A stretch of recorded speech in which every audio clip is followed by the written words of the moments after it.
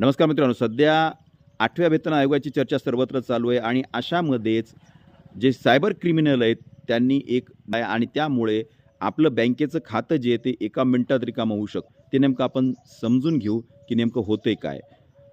केंद्र सरकारने अशा काही फर्जी ॲप जे आहेत त्या शोधून काढलेल्या आहेत आणि त्याच्यामध्ये तुम्हाला एक मेसेज येतो, की 8वा वेतन आयोग लागू झाल्यानंतर तुम्हाला पेन्शन किती मिळणार, तुम्हाला पगार किती मिळणार, तुमची पगारवाढ किती होणार, या संदर्भातलं तुम्हाला कॅल्क्युलेशन करायचं असेल, तर ते कॅल्क्युलेशन करण्यासाठी एक कॅल्क्युलेटरची लिंक आहे, ते हे सायबर क्रिमिनल देत आहेत.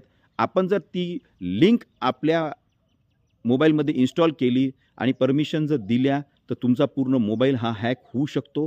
मंत्रालयाच्या सायबर सेलनी स्पष्ट केले, सायबर दोस्त नावाची ॲप आहे, ज्याच्यामध्ये त्यांनी स्पष्ट सांगितले, अशा पद्धतीची कुठलीही लिंक जी आहे, ती केंद्र सरकारने जनरेट केलेली नाही, तयार केलेली नाही. त्यामुळे आपण अशा कुठल्याही ज्या अनोळखी लिंक्स येतील, त्या लिंकवर क्लिक करू नका आणि विनाकारण आपले पैसे घालवू नका, असं केंद्र सरकारच्या गृह मंत्रालय विभागाने सांगितलेलं आहे. व्हिडिओ आवडला असेल नक्की लाईक आणि शेअर करायला विसरू नका.